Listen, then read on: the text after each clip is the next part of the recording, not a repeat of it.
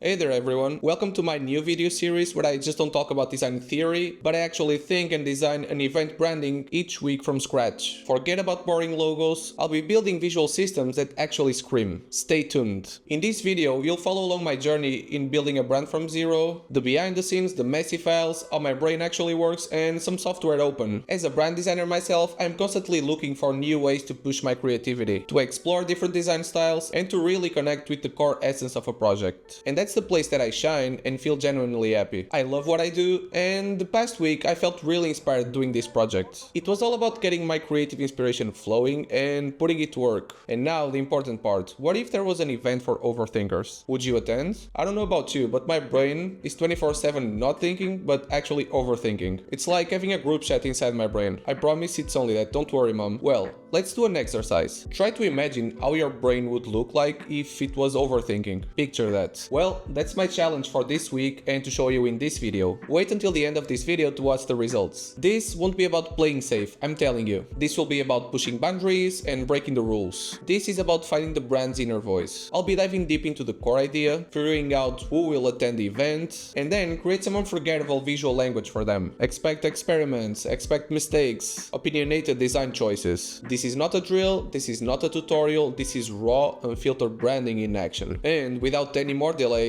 Overthinkers Summit. It's okay to think. While most events are focused on peak performance, crushing it, be the best version of yourselves, this one is not about it. I feel like nowadays events are just a way to monetize, productize people, and they don't give anything in return. There's something missing in the event industry, and you'll understand what I'm talking about. This project isn't just a design challenge, this is about connection, making people feel seen and understood, as all of design should be. But in this specific case, I wanted the concept to tell people, hey, you're not alone in this constant mental loop. It's all about creating a safe space for overthinkers to feel at home. And if you're overthinking right now in this video, welcome to the club. Grab a snack, there'll be a lot of internal monologues. The thing is, overthinkers don't need lectures. They need to laugh at themselves. My goal here, I want people to feel the, oh, this is so me and you, and tagging their friends in the comments. That's the purpose. This will never be about only design, this will be about sharing an experience. It's about finding humor and peace at the same time on your own thoughts. I wanted to create something that screams, you're not alone in this beautiful chaotic mess. I wanted something that acknowledged the beauty in the mess and imperfection. And what about the strategy? Well, the strategy will be a mix of a gut feeling and a dose of what if. I'm not following some dusty rulebook, I'm looking and preparing the core idea, I'll let it marinate, and then I'm gonna turn it into a visual system that has attitude and a point of view. It's about trusting my instincts and not being afraid of making noise. It's about disruption, it's about cutting through the visual noise and make you actually feel something. Forget about playing it safe. I'm digging down into the core idea. That's my focus. I'm gonna find its meaning and then just amplifying it visually. Simple as that.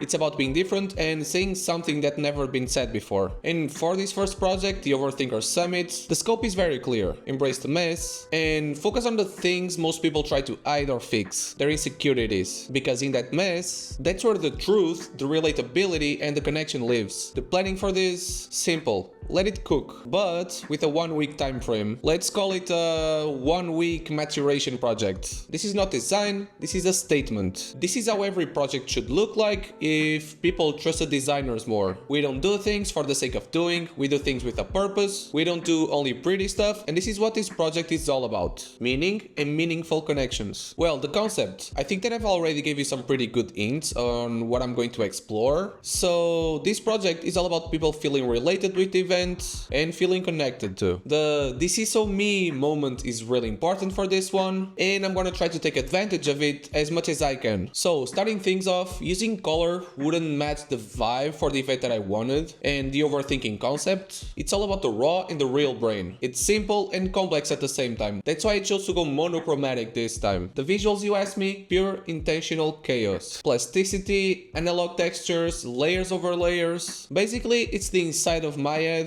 visually. Alright, quick break, let's talk. You're watching this because you care about branding that actually does something. Not just a pretty logo, not another forgettable event or brand. You want a brand with a meaning, a brand with a voice, a brand that makes people stop, look, and above all, feel. And that's where I come in. I'm Ishmael, I work closely with startups, entrepreneurs, and businesses to bridge the gap between design and business growth. I've already helped hundreds of brands, and if you're building something and you're serious about making an impact, let's work together. For more info or a free quote, check my website ismaelbranco.com. Now let's get back to the project. I wanted to capture the feeling of a thought process that has no end, that loops and changes with every new piece of information. Overthinking isn't polished. It's scribbled, messy, scratched out, rewritten. Now, starting with the sketches. I already know that the first question you're gonna ask me is, what's happening with the logo? Why is it so simple? Well, as in everything in life, you need to find balance. And design isn't different to that. As I already knew that I was going to use handwritten fonts, a lot of textures, a lot of layers, I wanted to keep the logo as simple as I can, because the branding has to do its purpose and convey the message. It needs to pass the information to the attendees so that they have everything to make a decision on whether to go or not. So that's why harmony and balance, it's really important between elements, and that's one of the reasons why I've kept the logo so simple. Simple logo, right?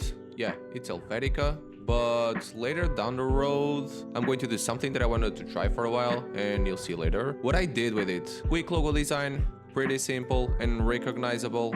Forget the 15 pixels icon. People remember feelings. They remember the experience. Focus on the overall visual language, the textures, the interactions, the experience. That's the brand, that's what sticks. It's all about creating a cohesive, immersive experience that resonates with the audience. People will always remember how it felt to be at the event, not just the logo, right? So my advice, work on the feelings, work on the overall visuals and how things work together. The logo in the end is just a 15 pixels icon, right? Above all, stop doing things just because they are the standard. Design should make people feel something. Here, I've used the logo and tried to add some texture to it. I finally got my Sharpies and pens working, got some textures rolling, and since I want that analog vibe, I thought about creating a handwritten font and noted down some intrusive dualities of an overthinker. And a special trick, as I'm right-handed, I felt like everything was too perfect and my handwriting wasn't matching the vibe that I was looking for. So what I did, bonus tips, I used my left hand. I spent the whole afternoon writing down notes with my left hand, and the not so perfect lines and shapes were matching what I envisioned for the brand. I was so happy at this point, and I was really vibing my left hand written font. I probably am gonna release it in the future, to be honest. And now, development. As I told you before, I'm craving that analog vibe, that real world feel that gets lost in all the perfect pixels. So this is not about perfection, this is about overthinking, and this feels like overthinking, and that's exactly the point. I also wanted to take this opportunity to go more into analog. I feel like designers these days spend way too much time on Figma and less time experimenting with new stuff and other media. And for this Overthinkers event to work, it needed the human feeling to work with it. Why do things the same way everyone else does? Design should punch you in the face, make you think, and make you feel something. And this feels like the inside of a beautiful, slightly chaotic brain. And that's the whole point behind this project. Now that I got the notes, the handwritten font, some textures, the logo with some experiments, it was time to work on the main traditional material for an event. Well, you already know, the poster. I didn't want just a poster, I wanted to convey a feeling.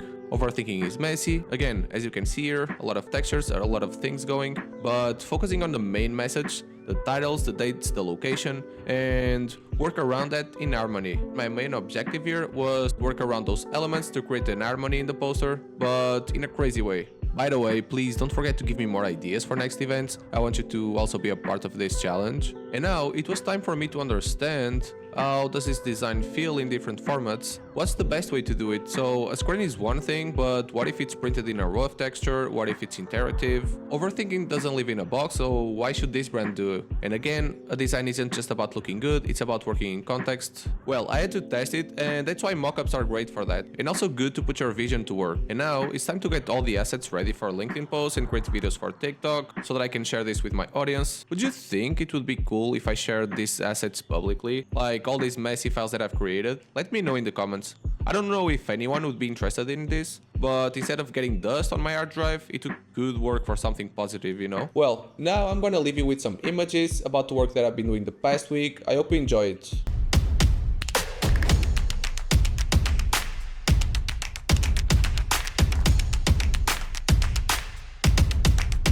I hope you enjoyed the video as much as I've enjoyed doing the project the whole week. Don't forget to like and subscribe the channel. Let me know in the comments your thoughts about this video. So yeah, I'm Ismael, a brand designer building my freelance journey in public, sharing the behind the scenes on branding, strategy and everything in between. Thank you for watching and see you next time.